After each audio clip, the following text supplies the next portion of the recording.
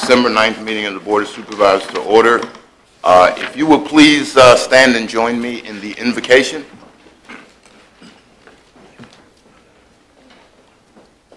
Dear Father God, we come before you this day to say thank you for your grace and your many blessings. We thank you for being with us as we walked along this journey for the entire year. We thank you for all the blessings you've given Caroline County. And now, dear Father God, as we enter the Christmas season, we ask that you be with us again. Be with us, have your spirit there, so that we may indeed have peace on earth, so we may indeed love our neighbors. Dear Father God, we ask all these blessings in the name of your risen Son, Jesus the Christ. Amen. Amen. If you'll join me with the pledge. Pledge allegiance to the flag of the United States of America and to the republic for which it stands, one nation, under God, indivisible, with liberty and justice for all. Okay, Mr. Cully, you have amendments to the agenda. Board members board members that were at, which is all of us except for Mr. Akers who was sick, board members who were at the senior gala know that I was informed of a resident's 100th birthday. I asked Mr. Cully to put together a resolution for the board for Deacon Monte's 100th birthday. So that's an amendment to the consent agenda. And do we have any others? No, that was the only amendment we had. All right, thank you very much. So we will make that consent agenda item D, I believe. And we'll go from there. Anything else? Board comments, Mr. Taylor? I don't have any at this time. Mr. Black? Yeah, I just briefly want to say how much the Senior Citizen Gala was a fun time. It's a great event for Caroline. That's all. Thank you. Thank you, sir. And you were one of the highlights for sure. Mr. Underwood? I have to agree with Mr. Black. That's hard for me to say sometimes. I agree with Mr. Black. It was really a great event. That's the first one that I've had the opportunity to attend. I'm glad I was able to change my schedule, but I certainly enjoyed it. It's good to have a little levity. It was fun. I enjoyed it. Of course, I think the winners of the dance contest. All right, you're cut off. Okay. Mr. Underwood is acknowledging the fact that his partner and he were the winners of the dance tournament. That's probably more related to her as opposed to him. If you guys need dance lessons for next year, let me know. We are going to take them from Mr. Black. Mr. Akers? No, I have not. Opening board comments. It's good to have Mr. Akers back. He was out sick at our meeting last week. Mr. Seeley? I just wanted to make sure everybody knew that Mr. Underwood did have the winning partner in the dance contest. Yeah, that's the way to put it. But Mr. Black was the most entertaining. Yes. So if we have to put them in order, that's what I think we have to do. Can we get a And I think at some point in the meeting, we're going to ask Mr. Black to do his famous sprinkler. Is that the sprinkler? And the lawnmower. Okay. That's all, Mr. Chairman. Thank you very much. I had the one about Deacon Monte's 100th birthday, and since Mr. Nelson's here, we're going to talk about Omaha Drive when we get that time, so I'll wait for those. And of course, that leads us right into our first agenda item, which is the VDOT report. So, Mr. Nelson, as always, it's great to have you. And as we said before, or as I said before when I was coming in, it's what's a couple of $1 million among friends, right? All right, so good evening, everyone. Good evening. Good evening. Give you your quarterly update. Since the last time we met, I've only got really one additional item to update you on. The Route 639 project right now is substantially complete. There is a punch list item where they will be adding guardrail around the stormwater management pond. So we will be getting that fixed. There's a water line that runs along there, so they're going to have to hand dig the post, but the guardrail will be coming forward. For preliminary engineering, our 721 bridge replacement over Beverly Creek, we're working on trying to schedule a public hearing for that, potentially sometime in the new year, hopefully in January. Our bridge inspectors have gone out and looked at the structure. They think it may need to be posted at a lower limit than it is now, because we have noticed that continually trucks are still crossing across us that are more than the posting limit. So we're going to work with state police to try to actually get some people out there to enforce the limit on the bridge so we don't have to close it down sooner than later. Now I'll go into some of the other updates, which I've already mentioned. Mr. Black and Mr. Akers had mentioned about the guardrail on 639, and we're getting that rectified. That's my report. You all have any? Thank you, Mr. Nelson. I'm sure there are questions, and we'll just go through. Mr. Taylor? I don't have any. Mr. Black? I have none at this time. I just wanted to say thank you for all you've done. Really, really, really appreciate it, so thank you. No problem. Mr. Underwood? Yeah, I just want to, again, say thank you to Mr. Nelson and to VDOT for the continued markings on 652 right there on signboard and Luther Glen Road. It's really beginning to help. I appreciate all the updates and make that a safer intersection. So appreciate it. Thank you. Ms. Akers? Mr. Nelson, I certainly appreciate it, but the people that travel that road appreciate it even more. I'm one of them that travel that road on a daily basis, pretty much. But it was a dangerous area there, and they were out yesterday doing some work, and I really do appreciate it. But the project looks magnificent. It really does look nice. Thanks. Mr. Sealing? Just one comment, Mr. Nelson, and that's, do we know if the Sparta Bridge next to the fire station has ever made it to the 6-year bridge program? No, Has not. it has not. And I'm going to talk about some bridge stuff here after these comments, because I do remember Mr. Thomas indicated the 722 bridge and the 606, which the board said we did not want to close down. Right. I have some information regarding it that I did want to bring back before you guys again. And one other, any progress on Page Road at the train tracks down there by the ball field? I have not gotten any update from CSX on that. They did indicate to me that they were going to be working on fixing it. I'm working on them with that project and one in Spotsylvania on Mine Road, and I have not gotten a whole lot of feedback as far as schedule timelines. Okay, thank you. Mr. Nelson, I have just a small one. It's stop signs at Belmont, apparently Omaha Drive behind the Arby's. It, on a regular basis, gets knocked over by 18-wheelers making an illegal turn. Okay. And I got that from a resident this morning. I've asked the sheriff if he could patrol it more aggressively. The sheriff mentioned that maybe we should put no parking signs near the Arby's, because they apparently pull right there in front of the. Yeah, I think we're working on the issue with the Arby's and their entrance too, and I just need to check to make sure Omaha Drive is actually in the system. I can't recall if it's actually made it in or not, because I think it's still a private road. Belonging to the Belmont Homeowners Association until they turn it over. Yes. But so that means the stop sign belongs to them or you? Belongs to them. Which means we have a bond on that road, which we could put the stop sign up again. Because it gets knocked over all the time. Yeah. Okay. Well, we'll put it up with concrete next time and see what happens.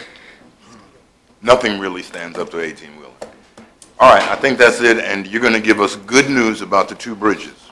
Yeah, I mean, I know that you kind of left it open-ended, saying that it may not be a full no, but I do have some numbers to kind of share with you that our bridge engineer has asked me to kind of relay.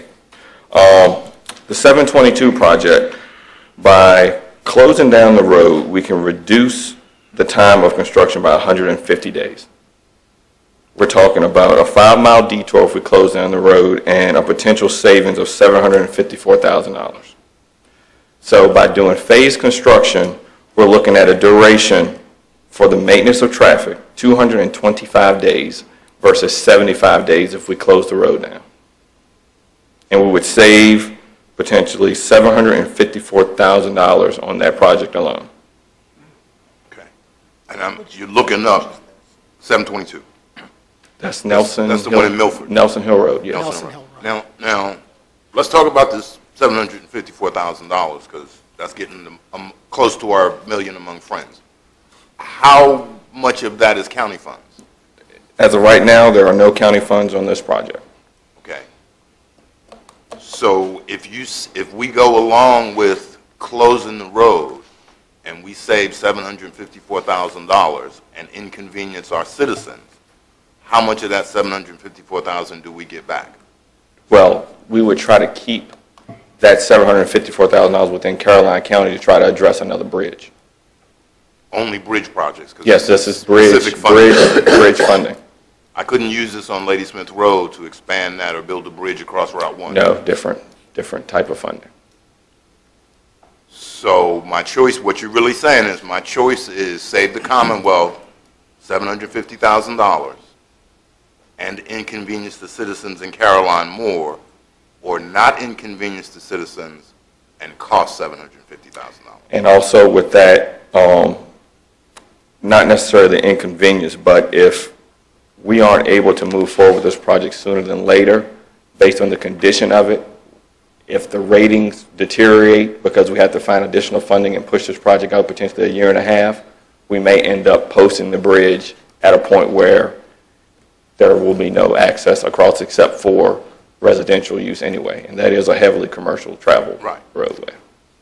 So you're trying to convince me to not save the 750, or to save the 750? Okay. Yes. That's What about the next one? Because the next one's a longer. Yes, 606 had a 20-mile. All right, give us the days one more time. It was 155 days savings, is what you said? 150 days, so 150 days savings. if we close the road, duration of time for this contract, 75 days. They're going to shut the road down for 75 days. 2.5 months. Then if we use stage construction, 225 days. 7 months. Okay, so our choice is 2.5 months or 7 months. Yeah, I mean, But you're not going to give me that money back you saved. we're going to try to keep it in Caroline County. And I mean, that's why I'm going to talk about the 606 bridge too, because there's a shortfall there. And I understand the traffic concerns on 606. It carries a whole lot more, and the detour is fairly large. But the numbers with that, if we close down the road totally for 90 days, and versus the 225 days for stage construction, we would save $863,000. So it's 135 days duration difference in that project. And this project has a whole lot more environmental concerns than the 721 project. Okay. This one was the one that the school bus drivers were concerned about most. Yeah. If we go with the 90-day, can the Commonwealth promise us that we could do it June, July, and August? We can work on that. And what we're trying to do is put these contracts out together and have a huge incentive for a contractor to finish earlier than later. Could they Okay, do it so in the there's- summer? But then that's what I asked. But then there's basically no real guarantee. Well, there's going to be a fixed completion date where we have to get they provide us these numbers 90 days, we're going to hold them to getting it complete in 90 days. How about start dates? The start dates, we'll have to work around that. Yeah, see, that's the issue. The 606 one, the school specifically said that would cause them a, heartache. So if we go along with the shorter duration on 606, we have to have some sort of commitment that it would be at least June, July, and August. We can work on that. And I'm not asking for a decision here. I just wanted to provide you additional information. They And were done May 19th this year. Mr. Chairman, could I? Mr. Taylor, that is Well, your I would just like to add, though, and I understand what we're talking about, but I can tell you, we're going to have major concerns from citizens if we close that bridge for that period of time, even in June, July, and August. I mean, even if you could work that, that's a heavily traveled road. You have a lot of 95 traffic that comes through there almost on a daily basis. And actually, even 301, people take 301 to Bowling Green, and then they come up and go that way to get off at 95. I just think that citizens are going to be really, really concerned. And we could probably even tell them about the monies that we're going to be saving. But at that point in time, I don't know that that's going to make a difference. And we're the ones who are going to hear that. So I think we need to really think long and hard about the way we handle this situation. Well, I was just trying to get options first, and that's a great point to add in. You started in the introduction to say shortfall, but you never finished or told us about shortfall. So tell us about shortfall. well, right now we have a shortfall on both projects. So we're trying to find money to actually fully fund these projects to move along. So What's the shortfall on the 606 one?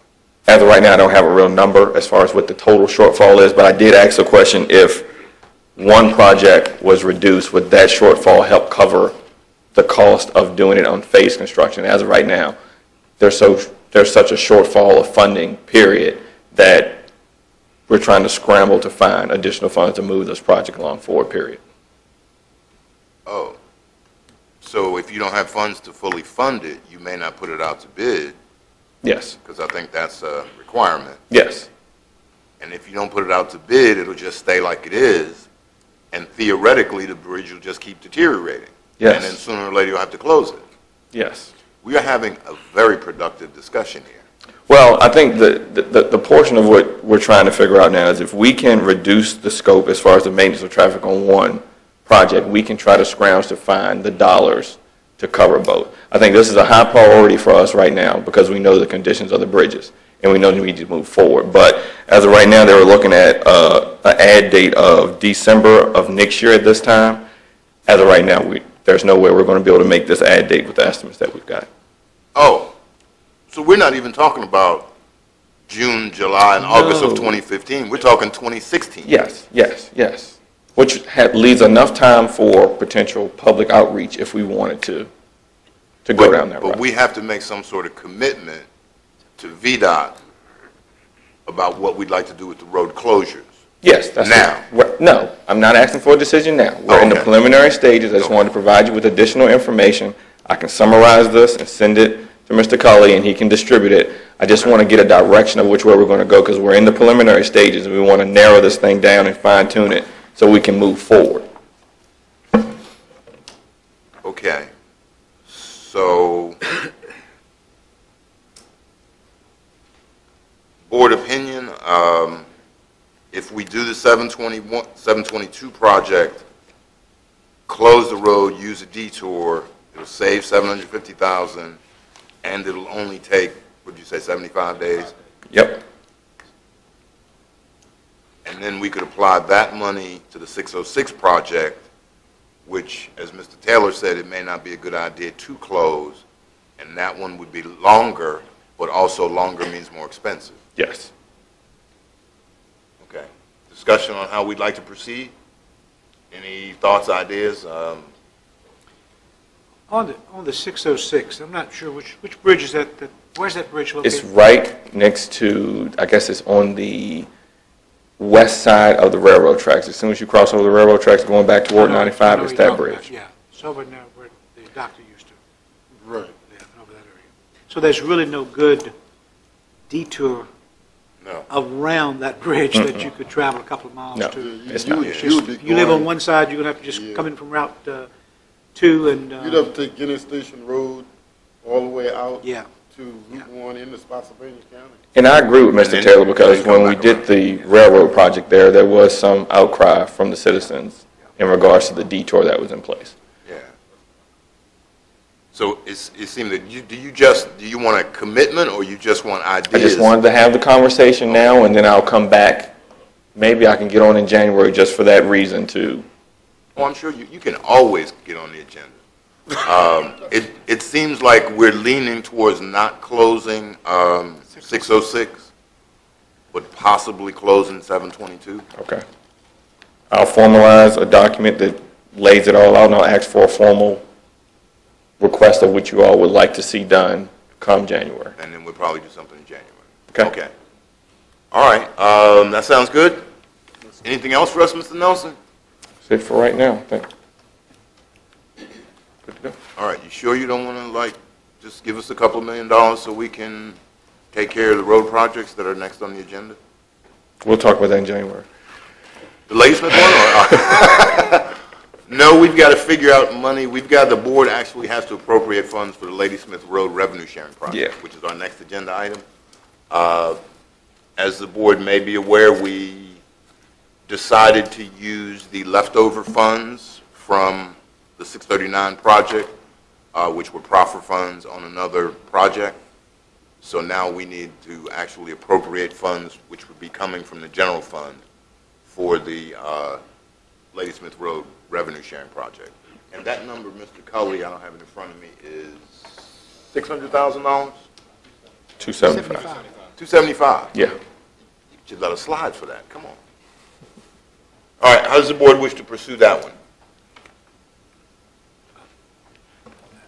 Yeah, I think we need to move ahead with that appropriation, $675,000.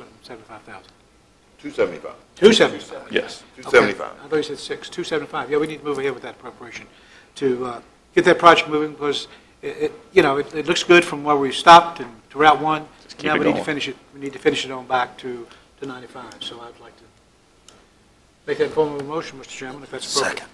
Second. Mr. Akers makes a motion, and the fund would come from the unencumbered balance. Yes. Mr. Akers makes a motion to appropriate $275,000 from the unencumbered balance to the Ladysmith Road Revenue Sharing Project. Mr. Black has made the second.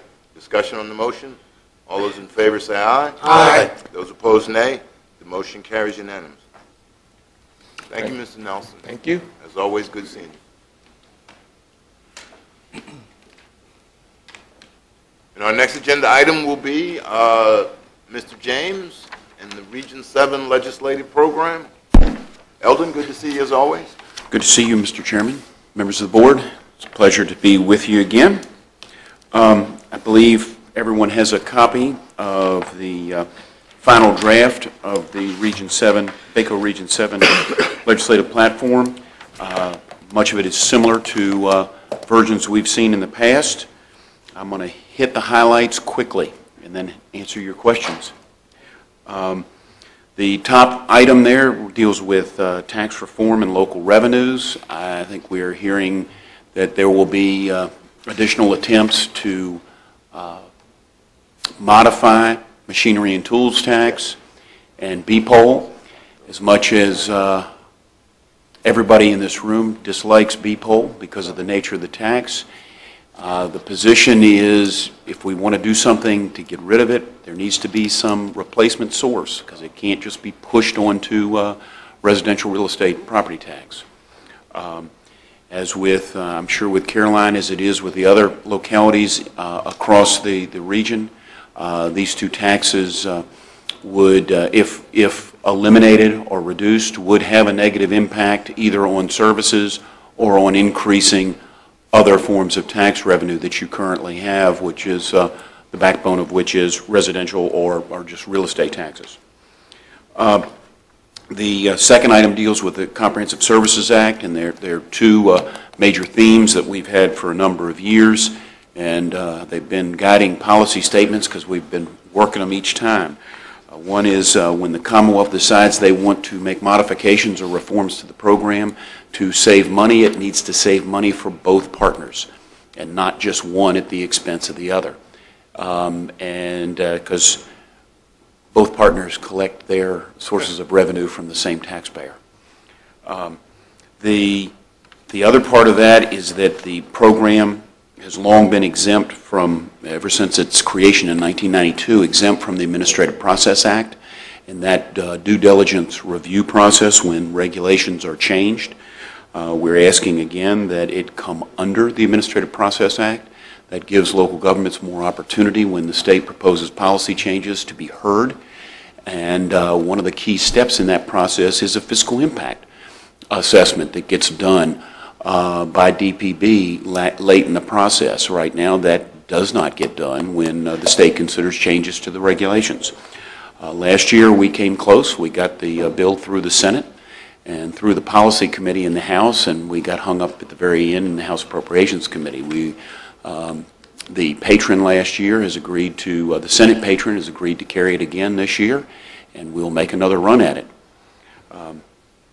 Transportation, I think probably the main issue, the point that we're trying to make going forward is the localities of this region are not in support of devolution of the state maintenance of secondary roads and turning that over to localities.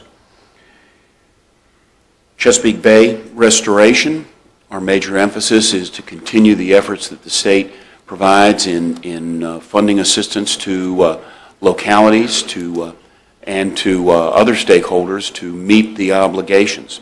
The governor announced, $21 million today in awards and stormwater grants across the Commonwealth. And in the funds that are currently appropriated, they've got about another $5 to $6 million to award later in as we move into 2015. It's important that we maintain those matching grants. They're very helpful in meeting the obligations that you have and that all the other local governments that make up 2/3 of the Commonwealth have relative to the Chesapeake Bay. More specifically, on stormwater management, as you'll remember, we were part of an effort to make some major revisions to that program last year. Many of the recommendations that came from this region and from the Rappahannock River Basin Commission were actually enacted in the 2014 session, and it did provide some relief and some streamlining for local programs and local responsibility. Because of the large number of changes that have taken place in that program almost annually for the last decade, the localities of this region are saying, maybe we need to take a break, let's let the dust settle, let's all get used to the new rules now that they're up and running, and maybe when we come to 2016 or 17, we take the lessons learned from where we are in the implementation process to look to see if we need to make additional adjustments or tweaks to the program.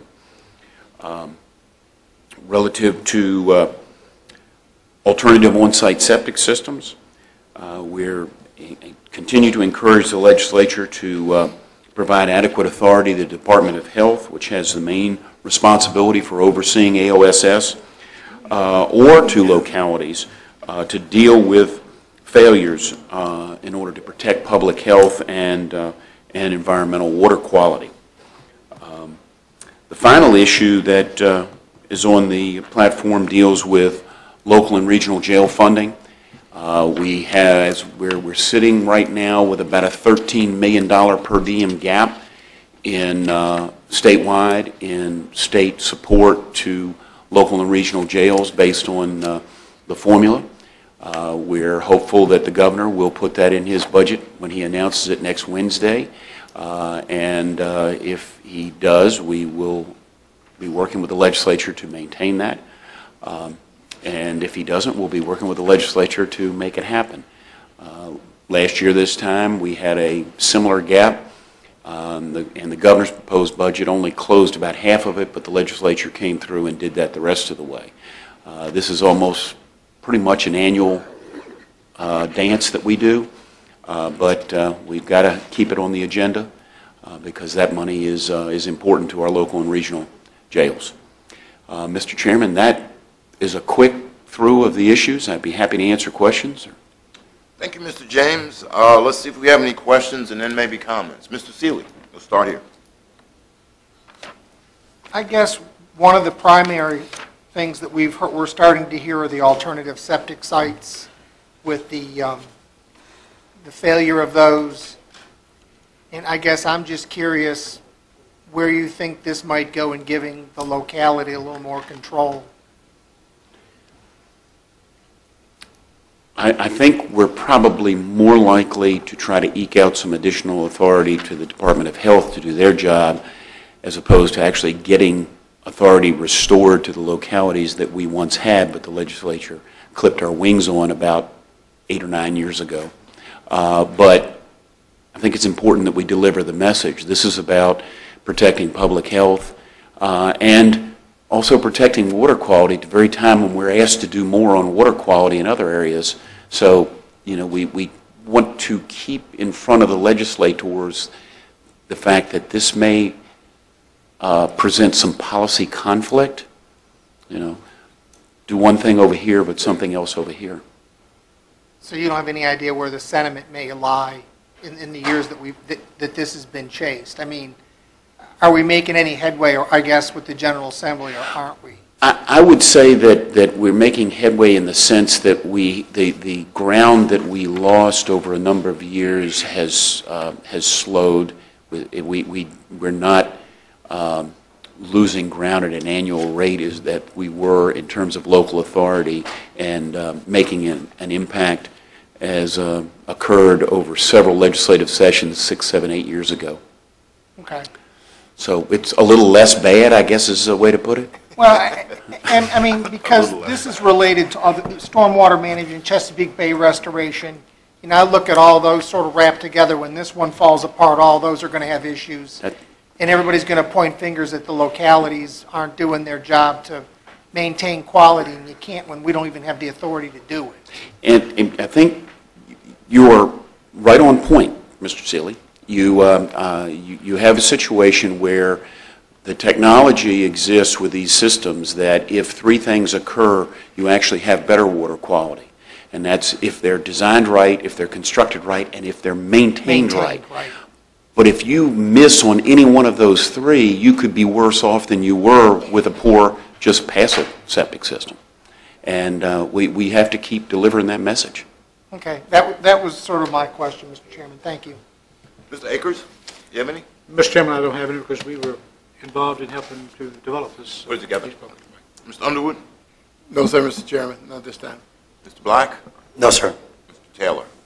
No, just to comment, you know, we talked extensively about this at VACO, and just the fact that there are just very few avenues that we have to generate revenue, and if they're going to take away some of those or adjust some of those, then it just makes it that much more difficult for us to perform. And hence why that is #1 item on the platform this year.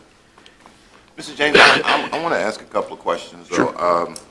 One is NACO, the National Association of Counties, Okay. is actually, I guess, working at the federal level to reinstitute payments in lieu of taxes. And I think that would be of particular interest to King George, with Dahlgren, Stafford, with Quantico, and Caroline. And I didn't see that as part of our legislative agenda, and I didn't know if we decided just to let it be handled at the federal level since all of those are federal installations. Because that's a federal issue, this just deals with the Virginia General Assembly, and they don't really have purview over that. That's why it's not in here.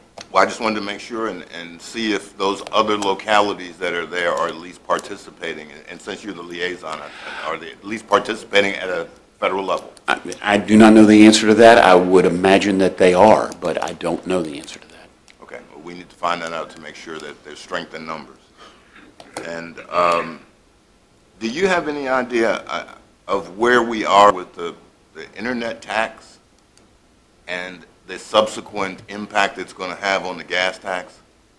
Because most people may not know, but there's a internet tax. If you buy something from eBay or Amazon, you don't pay any tax now.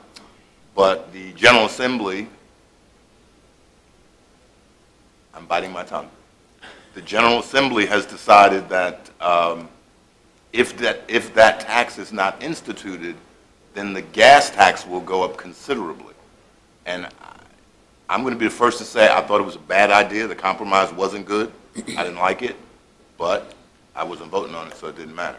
The reality is, do you know where this is going to impact us when we eventually? If the Marketplace Fairness Act, which is what you're referring to at the federal level, does not pass the House of Representatives during this lame duck session, then then it has to start over again.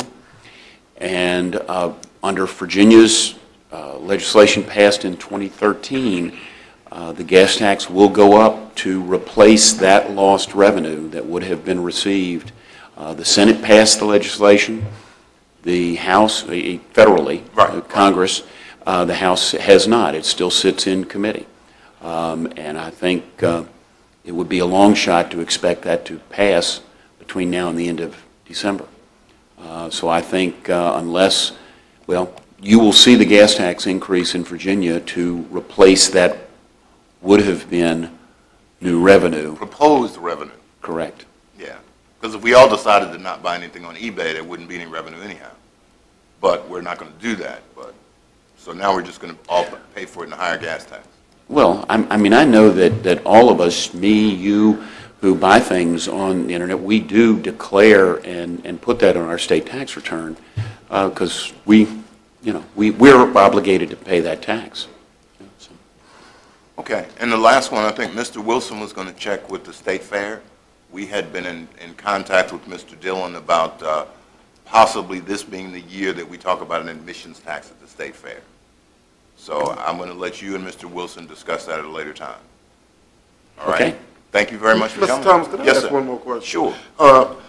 And I know that this is something that's been talked about for years and years, but the Dillon rule is still the only, we're still the only state that's Well, we're not the only state, but we're one of a few. Okay, one of a few states then that deals with the donor rule. I guess my question is there any avenue or is there any support at all for at least talking about it in the General Assembly? I know it's not going to pass, but If the question is we should stop being a Dillon Rule state and become a home rule state, I don't think that has much likelihood of going anywhere. Right. However, if there were specific authorities, if there was a specific authority that Caroline felt that you needed, that gave you more flexibility in administration, on a case-by-case basis, you can have those discussions, and that goes on every year. And the admission tax question is, for Caroline County, is a perfect example. And, local authority to enforce civil penalty or to cut weeds and grass on properties that are not being maintained has always been something that each year, year after year, another locality would get added to the list of authority. So it was 10, and then it was 12 localities, and then it was 15. Well, last year, that became statewide. So, there are small movements, Sometimes. Mr. Taylor. So.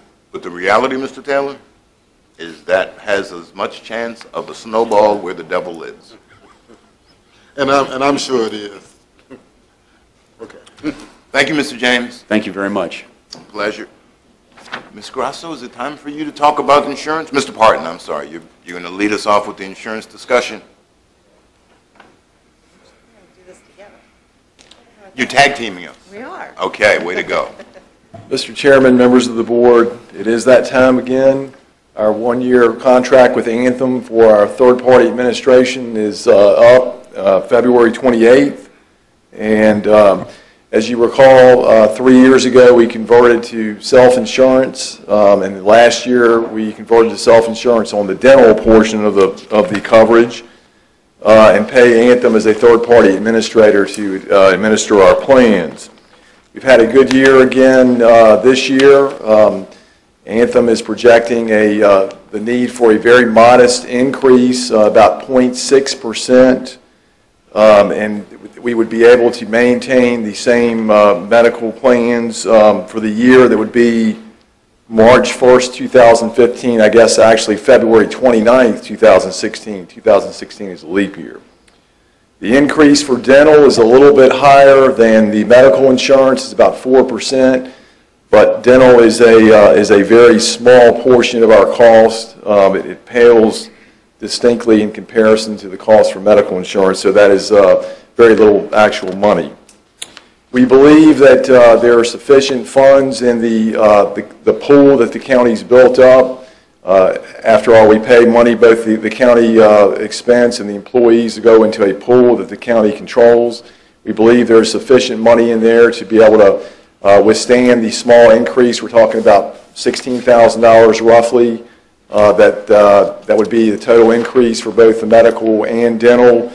And we think we can pick up that additional cost without making any changes to either what the county contributes or the employees contribute as well, and would recommend that we leave all the same products in place and the same payment percentages for the new planned year. With that, Mr. Chairman, I would be happy to try to answer any questions, or I can answer them. Ms. Grasso is here. Okay. You didn't tell us how much we were going to save this year. Did I miss that? You did. We couldn't, last year we saved 8%. Couldn't pull that magic again, but I would say 0.6% increase is pretty good given what many other localities have been experiencing. 0.6. 0.6. Less than 1%. Correct. Okay. Any questions for Mr. Parton regarding the renewal of the employees' health and dental insurance? Questions? Wow, you did an outstanding job then. There are no questions. Ms. Grasso, thank you for your input. Great job again. It was my pleasure. All right, and we know you guys work on this. All right, before you go, Ms. Grasso, I can't let you off the hook without anything. Perfect. Because I think 3 years ago we did this, and we did it last year, and I have to ask when I'm here. Sure.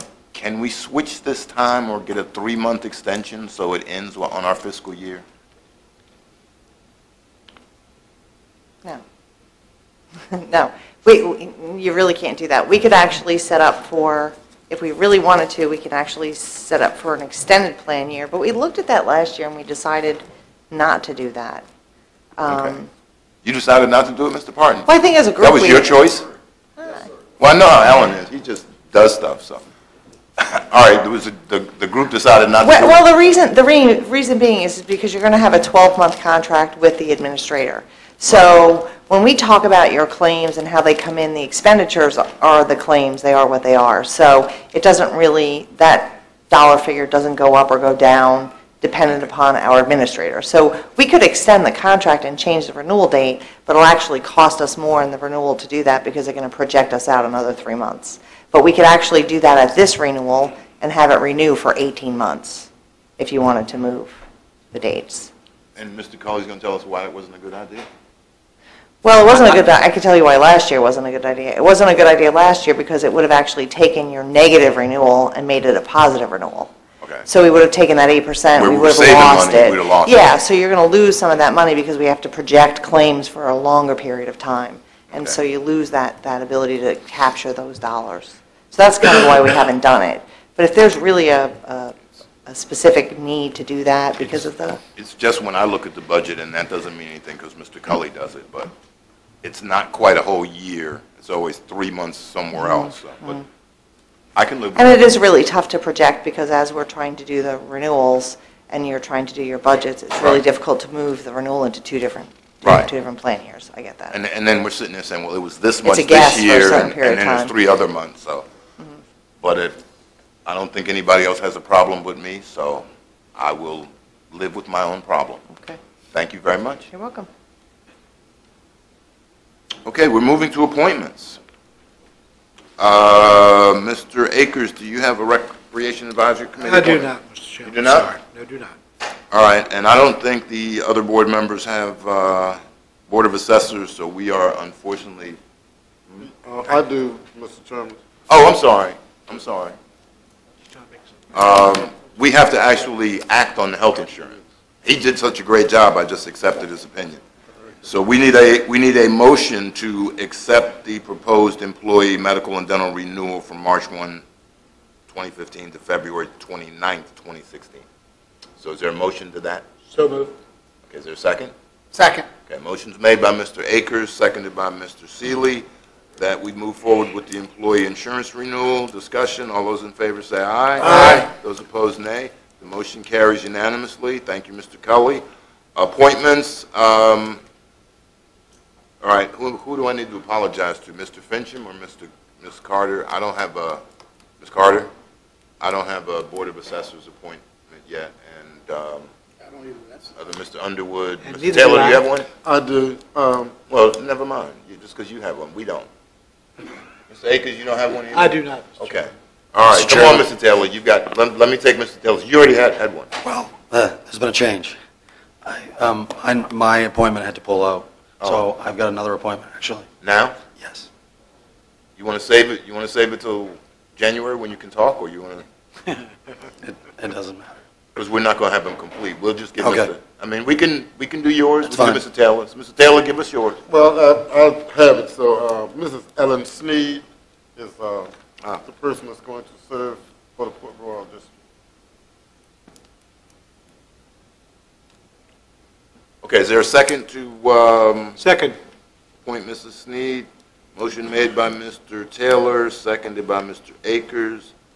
All those in favor say aye. Aye. Those opposed, nay. The motion carries unanimously. Mr. Black, if you'll just whisper the name, I'll make it a motion. I'm Matthew Miniman. Matthew Minimum. Mr. Black would like to appoint Matthew Minimum as his Board of Assessor appointment from the Western Carolina District. Is there a second? Second. Okay. All those in favor say aye. Aye. Those opposed, nay. That motion too carries, and again, we apologize, but we will have those at our first meeting in January, which is what, the 14th? 13. 13th. Yeah, it's- Okay, consent agenda. Warrants, engineering contract with WW Associates and task contract order with WW Services for White Meadow Subdivision preliminary engineering report. Anybody like to pull anything off or need further explanation? Motion to adopt will be in order. Mr. Chairman, I move the